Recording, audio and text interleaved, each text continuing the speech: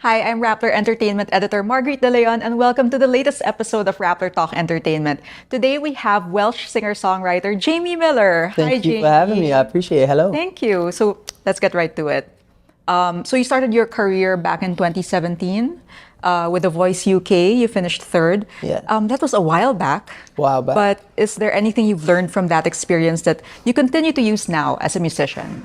Yeah, I keep saying this today, but I learned advice like if you never believe in yourself, no one's gonna ever believe in you. And I feel like the minute I heard that advice on the show from Jennifer was just advice I feel like I've needed, and I've taken it this far with me. So yeah. Yeah, and you're here now. I'm here now. Your Yeah. career's great, so I think it worked. Yeah, I think it did. Great. Excited.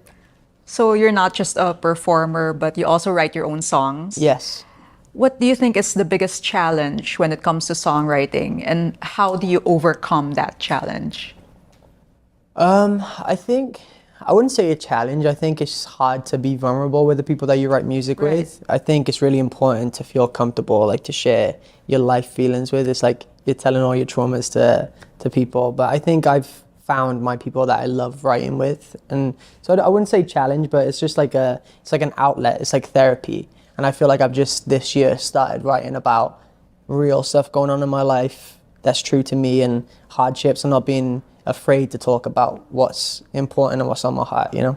Perfect. So you work with other people, so you're collaborating with the songwriting, right? Yeah. So I work with a duo in LA called Colin and Alex. They're producers that are incredible, and we became really good friends. So throughout the process, it's just been easier. You know, I feel like it's really hard to talk about your feelings sometimes, and Of course. I'm an advocate for mental health and bullying and stuff like that. So I feel like I've now just became comfortable, like really talking about what's on my heart, but definitely fun.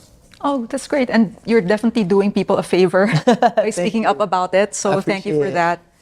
So your second EP, The Things I Left Unsaid, Yeah, comes out this October. it does. So how does this one differ from your first EP, Broken Memories? I feel like I crossed a different threshold with this one. Just personally, I feel like I was always afraid to be sad in music, in terms of really just telling people what was on my heart. And I felt like this was my opportunity. I went through a little bit of a hard year last year, and I think Right. this was a really thought through project on my end, just because I wanted to share with people that it's okay not to be okay sometimes. Yeah. And I wanted to take them through my healing journey from start to finish. So it is a little bit sad towards the beginning, but by the end, I feel very empowered by the project, and I hope everybody else does too. How about the production experience? What was it like doing this album? It's been fun because I feel like I've dabbled in different stuff. Like with pop music, I think there's a few fun records that I've never really put out that are on this record, and I felt like I've just been experiencing different sides of myself. And there's music that makes you dance, there's music that makes you cry, and there's just music that makes you feel like, well, everything's gonna be okay as well. So you're branching out. into Branching out, different yeah. directions. I would say branching out is the word, yeah. Okay, perfect.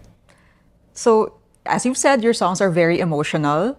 And I think it's what really connects you to Filipino fans, because we tend to like songs with a lot of heartache. Yeah, We call it hugot here. Okay, hugot.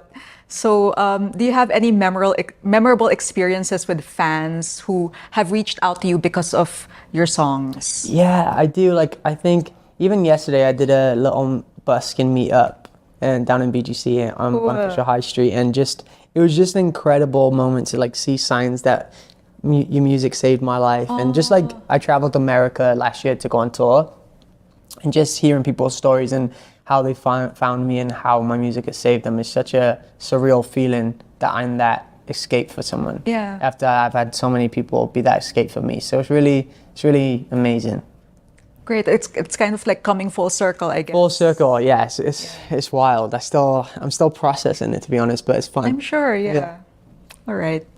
So you're very vocal online about wanting to work with SB19’s Stell. Yeah. So what was it about Stell that urged you to call for a collab? Honestly, there was a few people covering Here's Your Perfect, and I came across his video and my team sent it to me, and I was just blown away by his vocals, and he sings so high.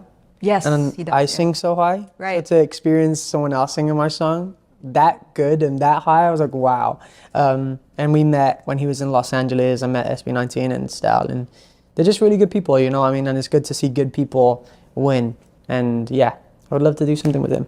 Awesome. Can't wait to hear the possible collaboration. Yes. Like it'll be a diva off. Yeah. It's like high voices. Yeah, it will. But no, he's incredible. I'd love to. So you're no stranger to collaborating with Filipino musicians to begin with. So you've worked recently with Moira de Torre on a special version of Maybe Next Time. Yes. So what's it like working with Moira? She is so sweet. She's so sweet. She's so humble. And just to see obviously we haven't even been able to meet in person, but through FaceTime and Zoom, just seeing how pure she is as a person and how like shy she is, it's really endearing. And I think she's so talented. And I'm so honored to have her a part of my project. I feel like she just made the song 10 times better. So yeah, she's a special girl. You've also worked with Morissette, if I'm not mistaken. Yes, I have. Yeah, how was that? She's an amazing vocalist too. And just to be able to broaden my horizons here in the Philippines, it's just been so cool. I feel like everybody's so talented. So it's an honor. It's an honor to be here. And I'm very, very excited. Yeah. So who are you listening to right now? Like who's on your playlist and why?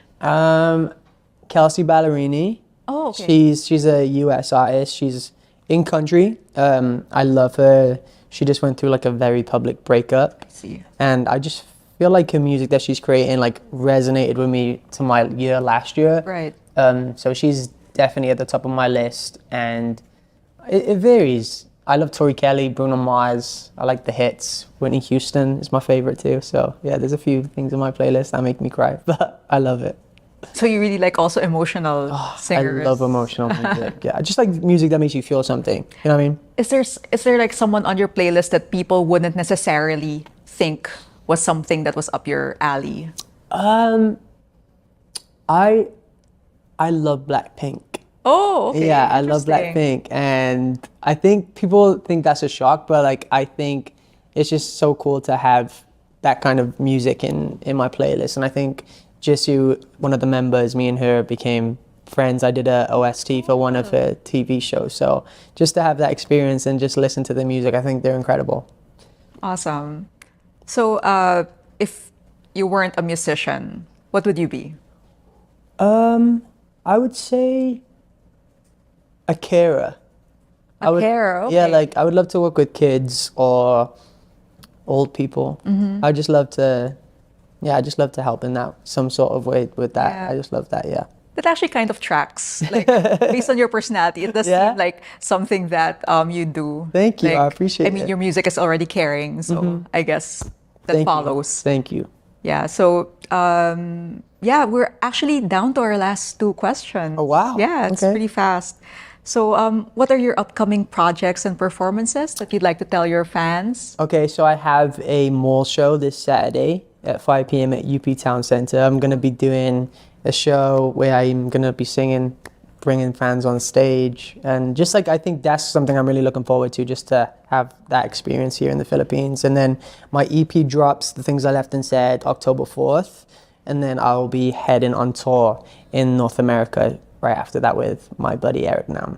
Okay. Oh, cool, Eric Nam. So yeah, we interviewed him the other month. He's incredible. I'm so excited to get on the road with him. Yeah.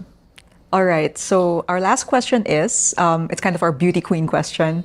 What advice would you give someone who wants to get into a career in music? I would say brace yourself. It's hard, but it's worth it. And I feel like you just need to keep your head high. Like you have to have a thick skin, but it's worth it in the end. Just keep on believing and you'll reap the rewards when it comes to it. Okay, perfect. Wise words from Jamie Miller.